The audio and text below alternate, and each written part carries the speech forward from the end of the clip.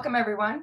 I'm Colleen Stover from the Aerospace Corporation, and this is episode 99 of the Space Policy Show. Satellites at Sea, U.S. Navy's Maritime Domain Awareness. From smuggling to illegal fishing, piracy, human trafficking, maritime domain awareness contributes to our persistent view of what's happening on the high seas, our global common.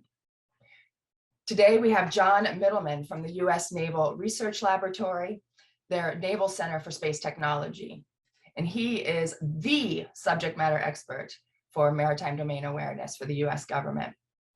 Kara Hernandez is leading the discussion. She's currently a graduate intern at the Center for Space Policy and Strategy, and she attends Georgetown University. Let's check it out. Kara? Hi, I'm very excited to welcome our special guest for today's Space Policy Show, Dr. John Mittleman from the Naval Research Laboratory. Thank you so much for being here today. Well, thank you, Kara, for inviting me to join the Space Policy Show. It's a wonderful production, and I'm very pleased to be with you today. Of course, I was very excited when I got the chance to speak with you. So before we begin today's topic, satellites at sea, I'd actually love to hear a little bit more about your background and just get an overview of your role at the Naval Center for Space Technology. Sure. I work at the Naval Research Lab, which is pretty much the Navy's crown jewel for basic and advanced research. And within the Naval Research Lab, there are 4 divisions. The Naval Center for Space Technology is one of them, and I work there. The Naval Center for Space Technology has 2 divisions. One is spacecraft engineering that actually builds, tests, and does all of the hardware type development for new capabilities for the nation. And the other is the Space Systems Development Division, where I work, that's more mission focused, new capabilities, both on orbit and on the ground. I came here about 14 years ago after finishing a tour in Naples, Italy, where I worked for the 6th Fleet and Naval Forces Europe at exactly the time when maritime domain awareness was becoming a well-defined part of our national security structure. Very propitious. I will say, it's not every day that I get to sit down and speak with the subject matter expert on maritime domain awareness. And I'm actually extremely jealous of your time in Italy. But I guess before we jump into some of the nuances of your work, I would actually like to just start off the conversation of describing what is maritime domain awareness, just broadly speaking, for our audience. Maritime domain awareness is nothing new. Ships have always wanted to know what's around them, but there were some really, really major developments in 2004, the first of which was at the International Maritime Organization, made it mandatory or recommended that cargo ships of a fairly large size broadcast what's called AIS, which is an automatic identification system, intended originally for navigational safety in accordance with the Safety of Life at Sea Convention. It has come to be much more than that now, but that was the beginning of AIS aboard ships on the ocean. That same year, 2004, the president issued a national security policy directive that defined maritime domain awareness as the effective understanding of anything associated with the global maritime domain that could affect the security, safety, economy, or environment of the United States. And that definition has actually stood the test of time, has been adopted by many countries, and has a key phrase, effective understanding, that really deserves some attention. And so when you're talking about maritime domain awareness, how does space-based capabilities actually come into play? Space-based capabilities are critically important because they provide the highest perspective point of perspective that you could want. The vantage point from space can see the entire face of the globe facing a satellite at one time. You can't do that from land. You can't do that from an airplane. The field of view of a satellite can be enormous, and that's really important.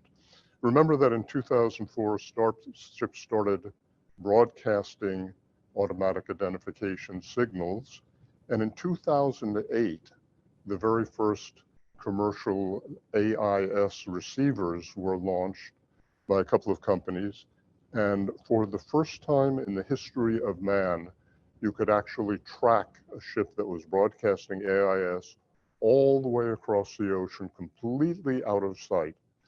Prior to that, once a ship was over the horizon, it was basically out of sight, out of mind, and anonymous. It could do whatever it wanted with perfect impunity. That veil of anonymity is being lifted by space. So I know when we talk about maritime domain awareness and the space-based capabilities, we a lot of times think of, radar imagery or just, Earth observation, but are there other types of satellite data that is used that is kind of crucial to understanding maritime domain awareness? Well, maritime domain awareness has different meanings to different people, and the different sensors provide different information that's very valuable. Remember that each entity of the government and in the social sector has well-defined roles, responsibilities, and authorities. And so the effective understanding that would lead them to make course of action decisions is different for every entity. So maritime domain awareness means different things to different people. They have different needs for the data that comes from space. And I might add that the data that comes from space is now the grist for serious computational analytics that make sense of all that data and have a huge capacity to handle tons of data that would be well beyond the human capacity. So maritime domain awareness from space is terribly important to understanding maritime activity around the globe, everywhere, all the time. I think what you said is actually vitally important, that maritime domain awareness means something different to different people. I think that is something I find in every different room I go into, is that definition based on your background or even your technical expertise really does change a lot when you move through this kind of field, because maritime domain awareness touches so many different things and aspects of how to regulate or observe this high seas. So thank you so much for giving us these high level concepts, but I actually love to move from high level to its functional uses, both at the strategic and operational and tactical levels. So to start off, how do you use satellite capabilities that you had mentioned previously to enable maritime domain awareness from a strategic level view? And kind of pulling that thread further, do you have an example that you can share with the audience today? Sure. I view the strategic level as one where trends and the state of affairs lead to planning for budget, force structure, and policy that accomplish or the means to accomplish national objectives. Let me give you an example of how the use of space plays into that strategic level where policy, budget, and force structure are important considerations. In 2006, while I was in Naples, we had a very active relationship, and still do, with West and Central African countries. They're not very large countries, typically do not have a robust Navy or Coast Guard, but that's understandable. They do, however, have a 200-mile area out from land seaward that is their exclusive economic zone, and in which they have the rights to all of the resources, and that includes fish and minerals and a responsibility for governance in that area. We were working with one country that had absolutely no knowledge of what was going on beyond the horizon, that is to say 20 or 30 miles, whatever you could see from land in 2006. And so they were essentially unable to govern because they didn't know what was going on. At about that same time, the Joint Research Center for the European Union had completed studies of synthetic aperture radar vessel detection from space and found that in the North Sea, the fishing fleet could be observed quite easily. Steel reflects radar much better than water does, and so you get bright spots on a dark image. Those are ships. And they could do that in a 300 kilometer by 300 kilometer image. That's a big swath of ocean with about 80% probability of detection. Pretty good. It turns out that 300 kilometers is coincidentally just about 200 miles. And so with one image of the ocean off a small country like Togo, Benin, Ghana, for example, you could capture the entire exclusive economic zone of that country and count vessels.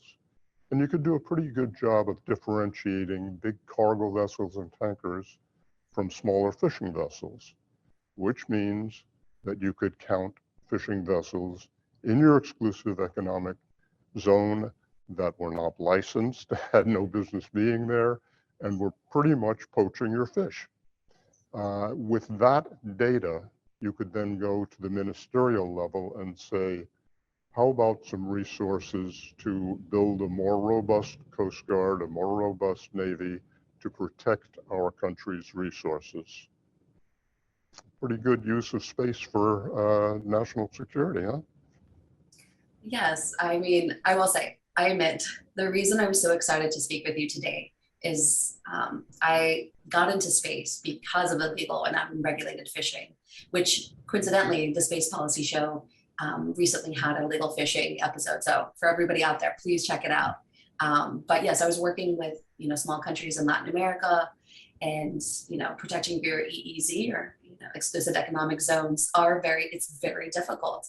But with these collaborations, you're able to, collaboratively monitor the seas, because our oceans are such a vital piece of not only our security, but just, health and well-being of people in those countries. So I'm really excited to go into that further later on. But going from that strategic level, how can these satellites and the data and use from these satellites work on the operational level? And do you have another example for us?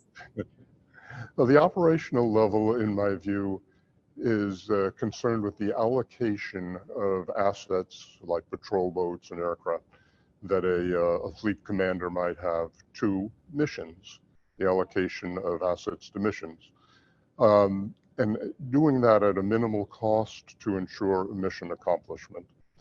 So an example of that, in 2014, there was a Russian ship called Lyubov Orlova that kind of disappeared in the middle of the North Atlantic. And going from the last reported position and drift models based on wind and wave and currents, the area where it could possibly be drifting was narrowed down to a 500 mile by 500 mile area, about 1,000 miles from the closest air base. So kind of out in the middle of nowhere. We did a back of the envelope calculation of P3 flight time to get there, P3 being a maritime patrol aircraft. And to travel that 1,000 miles, run a search pattern, and travel back, assuming that you didn't have to be refueled, would be about 14 hours. And the going rate for the aircraft made that come to about $168,000 to go out and see if there was a ship in the middle of the North Atlantic. On the other hand, you could task a synthetic aperture radar satellite to take 6 pictures about the size of the ones we just mentioned that would completely cover that area with overlap and have virtually 100% probability of detection of a ship the size of Lyubov Orlova. And that would cost about $30,000 for 6 synthetic aperture radar images. Now, The cost savings are clear. What was not so clear at the time was how an operational commander would task a commercial satellite. And we've made a lot of progress on that. But we in fact did that as a research project, and no trace of the ship in the area, the 500 by 500 nautical mile area. It had sunk. I mean, those budget savings is clear, and that's actually something I've been looking at, is kind of how combatant commanders are able to use commercial satellite imagery in missions. And so when you go from that mission to that tactical use, how does it change, or does it change? Well, at the tactical level, it's sort of about getting the right asset to the right place at the right time with the right capabilities. And so you need a lot of information about who you're going to go visit and whether they're dangerous or not, things like that. The use of space for maritime domain awareness satellite signals and imagery are best at detecting objects like ships. So you know a ship is there. They're pretty good at characterizing. It's a cargo tanker, it's a fishing vessel, it's a yacht. But you need more contextual data to make sure that you have the right capabilities to face whatever situation there is. And that's where the use of space for maritime domain awareness keys and analytic process, or cues and analytic process, that involves a lot of data that isn't from space, fuses it with data that is from space, and gives the tactical commander the information that's needed to make course of action decisions. You're going to board the ship, you're not going to board the ship, you've got to be armed, you don't have to be armed, etc. Yeah, I think you can't just throw space at a problem and hope it fixes itself, is more or less what I'm hearing. We see that again in cyber. You know, people just say, oh, just get a satellite image of this and that will be fine. No, it's more than that. And I would say the satellite image, as I said, very often tips and cues other collections of other data. So let's score an assist for space as opposed to a point scored by space. Exactly. For all our fans, all our space and sports fans out there, I think they would appreciate that analogy. But I think that's part of it too, is the power of what this data can actually do. And for me, documenting illegal and hostile behavior at sea is extremely challenging, and has been for centuries, to be honest. But with this new innovation and actually being able to use that tool, could you explain how nations can use these technologies to identify the forensics and attribution of illegal activity on the high seas? And also, why does attribution matter?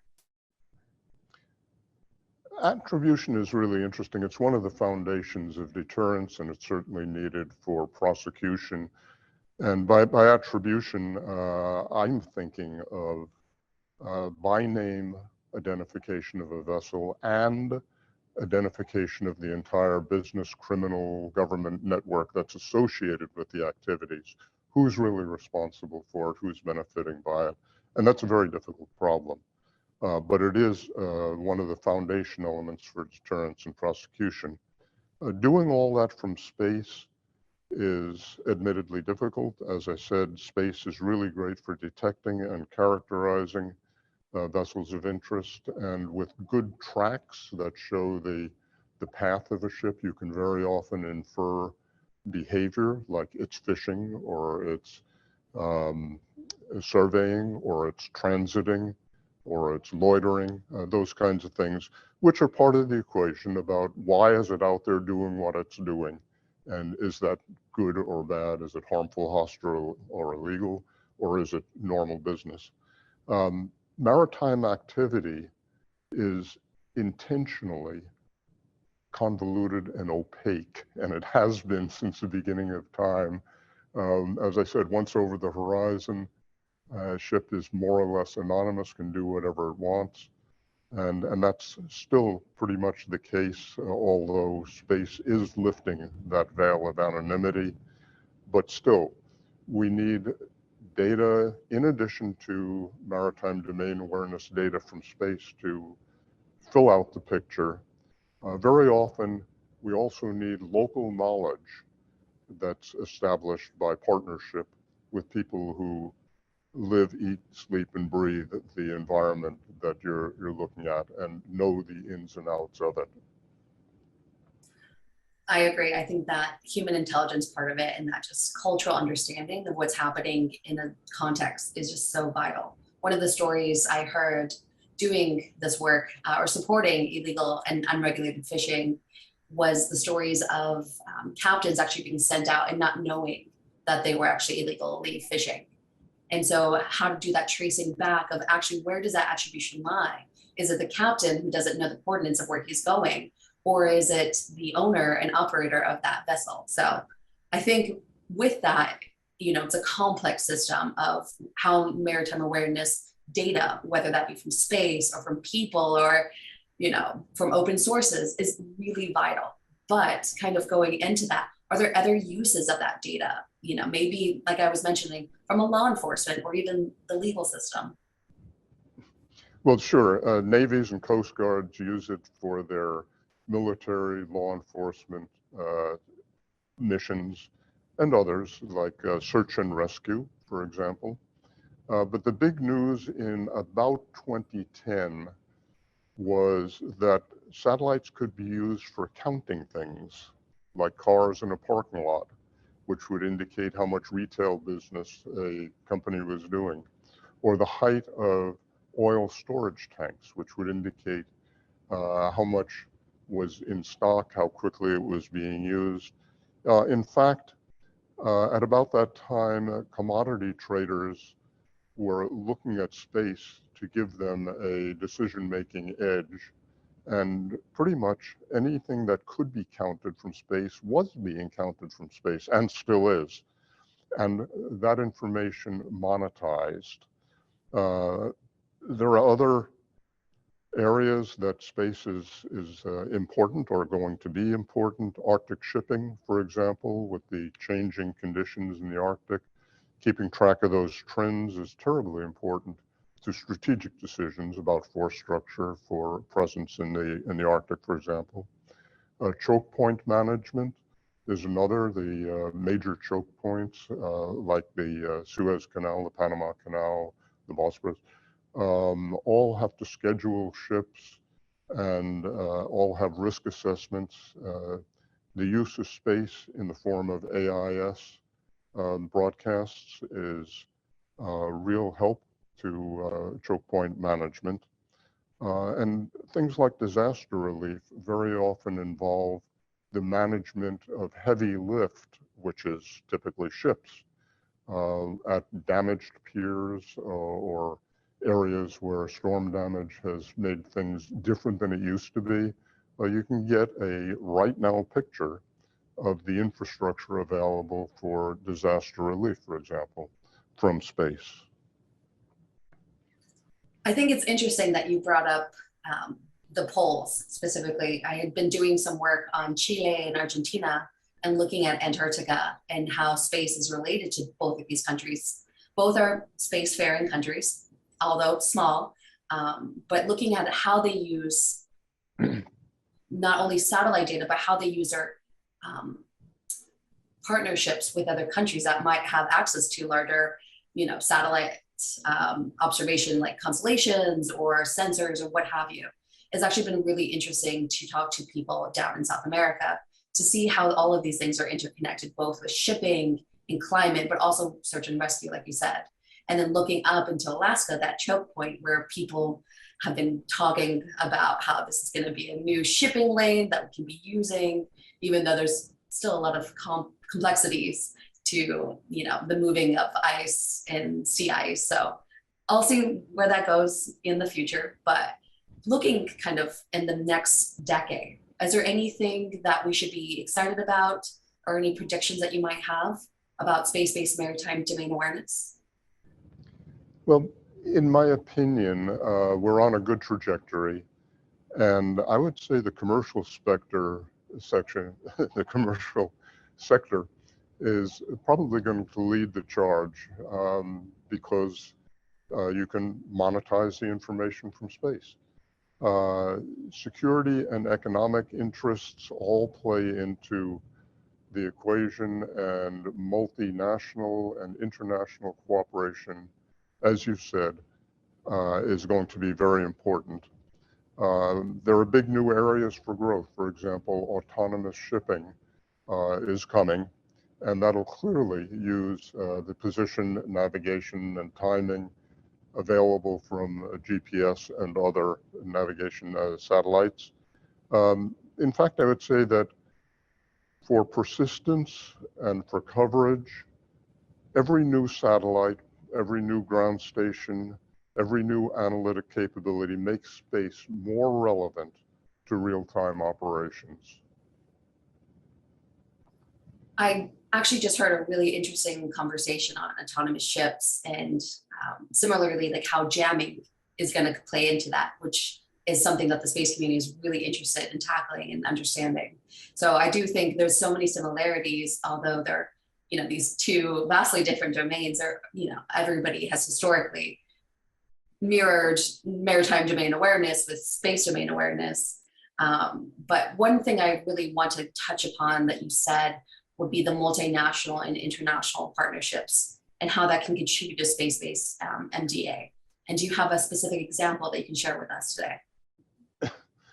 Well, in 2010, the National Space Policy actually foresaw the importance of non-military satellites. In fact, it asked us to foster international collaboration using civil and commercial satellites to enhance global maritime domain awareness. So we were on that track very early in the game. More partnerships means more satellites, more ground stations, more analytic capabilities, which I've already indicated are key to persistent observation and global coverage. That coupled with local knowledge, a real understanding of what's going on in a particular region, requires international cooperation in my mind. And any number of data challenges have proven that there is a broad and deep pool of talent that's not confined to any one country. In fact, the Defense Innovation Unit's recent XView 3 data challenge, which asked competitors to look at synthetic aperture radar and AIS data and predict which vessels were, which were fishing vessels to begin with and which ones were fishing, had a very high success rate in doing that. And it involved some 1,900 participants or competitors from 67 different countries. And the top countries, the top winners were not necessarily United States. There were countries represented all around the world that did extremely well.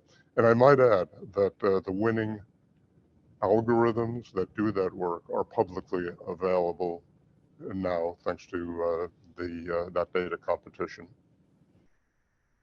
That's so exciting to hear about that. I love to hear how that international information is being shared. I do think this is a global problem that will need global solution and global knowledge.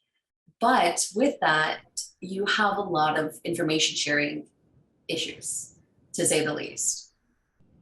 Is the data compatibility there? What about machine to machine learning interfaces? Or is it a lot of just manual labor involved of like physically inputting and connecting the dots? How does that kind of work out? Data sharing and information sharing, information being kind of a step above the raw data, has in fact always been a problem, as you say. Not so much from the technical point of view. An AIS message is an automatic identification system message. is the same format no matter where you are, an electro-optical or a synthetic aperture radar image has a standard format, although sometimes protected by proprietary codes. And that brings up where the real information sharing problems are. Some of them are budgetary financial considerations. License restrictions on sharing are prominent. And that makes sense. If I were to buy a data stream from one of the satellite operators with no restrictions on sharing it, I'd share it with everyone I could, and they would have exactly one customer. and I couldn't afford to pay for being able to disseminate their information to all their potential customers at no cost to me. So the license restrictions on raw data are pretty serious. Restrictions on processed data or derived results, somewhat less restrictive, and that's good. There are two other elements that are very important. One is protecting the mission, operation security. You may not want to share data because it would expose people to danger, it would expose the mission to danger. And the other is privacy protection, which depends on what country you're in, but very often the data associated with your own citizens is protected by a country. That said, there are numerous efforts to work through the data sharing and the analytics sharing problem. One of them that I particularly like, reported in small satellite conferences for the last couple of years, 2019 and 2021, has to do with heterogeneous constellations, meaning satellites and ground capabilities and analytic capabilities from several different countries all working together. The constellation of satellites wasn't intended to be one constellation, but they're all up there. And if you can synchronize their use, the tasking of them, you've got one big constellation. And that work has proven very successful, both in the private sector, where most of the data providers are using imagery from several sources, and in the military and in the civil sector as well. There's also room for non-spacefaring nations to be involved in this. With the market for new satellites, new launches, new analytics being what it is, non-spacefaring nations can contribute specialized components, subsystems, ground stations, analytic talent. So information sharing, data sharing, not so much a technological problem as a policy problem.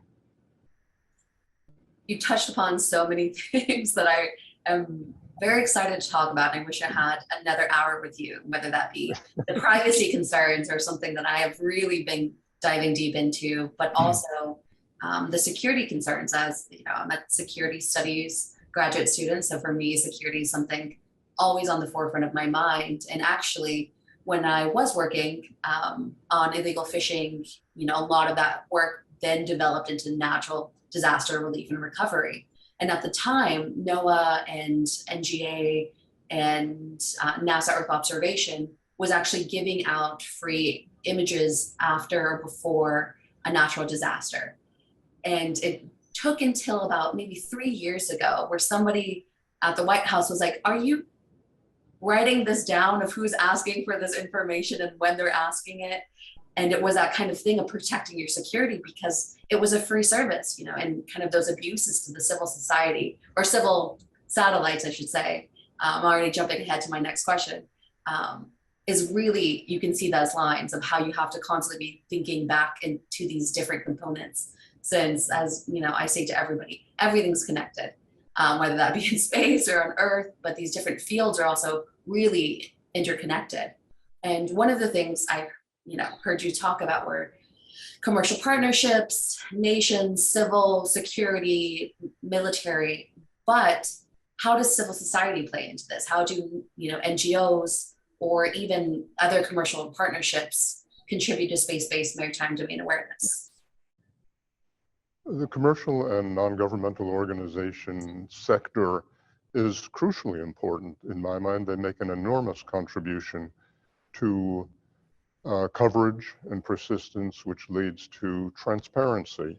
And there have been several efforts that are specifically focused on transparency. With the data from space and the data from many, many other sources that are non-space and data analytics to put it all together, you get to things like network analysis, which identify the beneficiaries of maritime activity, not necessarily at sea. And with local knowledge, you begin to figure out why things are happening the way they're happening. So all of those can come from non-governmental organizations, whether they're NGOs or commercial sector or academic. They can all contribute, and they do. And we're also seeing the rise of very diligent amateur intel analysts, so to speak, of what's called open source research. And it's being used very productively to counter many of the bad things that happen at sea. For example, counter illegal, unreported, and unregulated fishing efforts led by organizations like Global Fishing Watch, counter sanctions violations being led by other analytic companies, countering gray zone strategies by providing transparency, for example, in the South China Sea. All of that marries government and non-government information.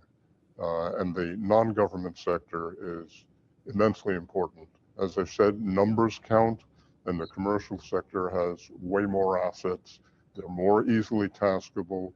They're more responsive to non-national security needs than national assets. And they're just a good thing for broad and timely coverage. So again, pulling back to some of the other things that you said about the people, I think that is such vastly underrated part of maritime domain awareness. I previously used to work with a lot of tribes and indigenous communities, and that connection to traditional fishing, I think, is also a really important part of this whole, not the, I wouldn't say the ecosystem, but also just of how maritime domain awareness can be used and what it touches and who it touches. And so you had mentioned something about vessels. And one of the things I think we should really get into are, what are dark vessels? This is something that we hear a lot in, illegal fishing. You might remember that I said maritime activity is intentionally opaque and convoluted. Here's a perfect case of it.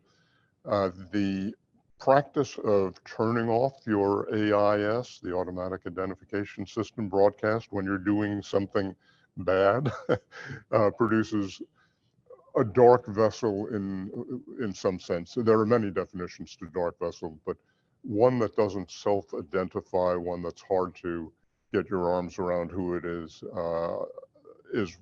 one definition of dark vessels that really matters. In illegal fishing, there is an astounding percentage, something like 30% of vessels have been categorized as dark vessels. They don't broadcast anything that identifies them.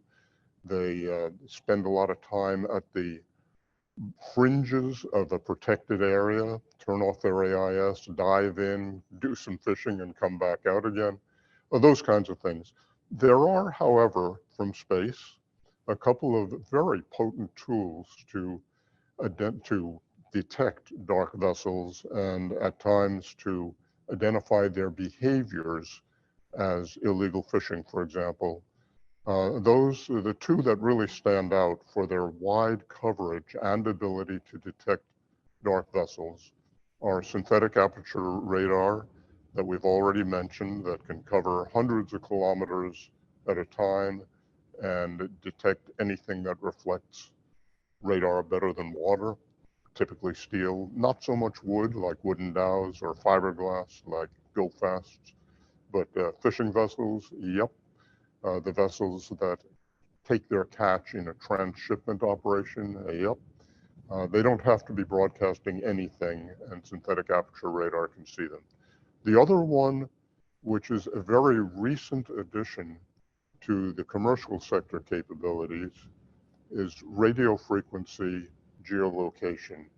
Any transmission, for example, of navigational radar can at times be detectable from space. And although the vessel is not intentionally broadcasting a self-identifying signal, its presence can be very often seen by geolocating, that is triangulating on these radio frequency signals. In the area around the Galapagos, for example, one of the companies that does radio frequency geolocation has found enormous numbers of fishing vessels doing exactly what I said, hanging out right around the boundary of the protected area, diving in for some fishing and coming back out again, and being dark the whole time they're inside. And yet they're visible both to synthetic aperture radar and to radio frequency collections. And, please remind me, are dark vessels also the term that people use for other security threats at sea? Or like whether that be illegal trafficking or, issues in the South China Sea? Yeah, any vessel that isn't self-identifying can be considered a dark vessel. And there are some very legitimate reasons why a vessel might not be broadcasting any signal that identifies them. One is there's no regulation for really small fishing vessels, for example. They're not required to. Why should they? Another is that the master of a vessel always has the prerogative of turning off self-identifying broadcasts like AIS if safety is a concern. And so in piracy situations, you very often see commercial ships running dark so that the pirates can't find them. There are a lot of good reasons why ships might be dark, but also some bad reasons. And things like illegal fishing, running narcotics, human smuggling, all of those things are characterized by a high percentage of dark vessels involved. As I wrap up today's conversation, I would actually love to hear a little bit about your perspective of how US allies and partners can play a role moving forward. Are there any barriers to closer cooperation? Are there any opportunities for the future we should be looking out for? Well, as I mentioned, the barriers are largely budget and policy driven, but there is a huge motivation to cooperate internationally and across the commercial, non-government, academic, government sectors. And there's a kind of a convergence around societal problems like transnational organized crime, like preventing the collapse of fisheries, like protecting sovereign rights of small countries faced with larger countries trying to infringe on their rights. And beyond the budgetary and policy not limitations, impediments, there's also the realities of corruption and political maneuvering, and the power that comes from controlling data ownership might reduce the incentives to share that data, as well as countries that don't particularly care for the rest of the world to know what's going on in their exclusive economic zone, which is their prerogative. John, I'm so grateful that we had today to talk about all the aspects and intricacies of maritime domain awareness. Is there something that we missed out, or is there any final takeaway that you would like to add? Let me just sort of reiterate a couple of the points that I think are really important. The first is that space is the vantage point for global coverage, and the survival of space in the low Earth orbit regime, where most of the maritime domain awareness satellites operate, is really important. And that's a concern for everybody. Satellites have become a part of our digital world today. Everything that requires precision timing generally comes from space, and that includes banking transactions and communications and just about everything we do. So space is crucially important and needs to survive. Another point is that cooperation, international interagency, public-private, contributes to more satellites, more ground stations, and more talent applied to problems that we face. A point that I didn't make explicitly, but I would like to, is that in my mind, in my opinion, commercial space has become a legitimate part of our national space architecture and that of many, many other countries. Non-government talent is becoming part of our increasingly important analytic capability. And I think I'd like to just close on one little expectation management comment, and that is that effective understanding in the world of intentionally opaque and complicated activities is very difficult. It's not an easy task. Maritime activity, as I said, is a tough one, intentionally opaque and convoluted. We need to work at it. We need to cooperate at it. And we need to apply as many assets and as much talent as we can to the problem. It's been a great pleasure being with you. I thank you, Kara, for a wonderful fireside chat, and for your colleagues who helped enable this, and to the Aero Corporation for producing the Space Policy Show. But most of all, I think I want to thank all of my colleagues from across the Department of Defense and private and academic sectors with whom I've worked for so many years and who have generously shared their knowledge and their passion for international security with me. Thank you again. John, that was wonderful. And thank you for doing the same with me and taking this time to share your knowledge to, somebody who is getting into this nexus of national security, space, and maritime surveillance. I appreciate you so much and thank everybody on my team, and so grateful to have this opportunity today to speak with you. An excellent interview from Kara. And we're so honored that Dr. Mittleman agreed to be on the show today. Thank you so much. So I've got my globe here. So all that blue is being monitored from space and helping to stop bad behavior on the high seas. Don't forget, you can always check out all of our shows on our website, csps.aerospace.org/spacepolicyshow, or you can just subscribe to us on your favorite podcast platform if you prefer.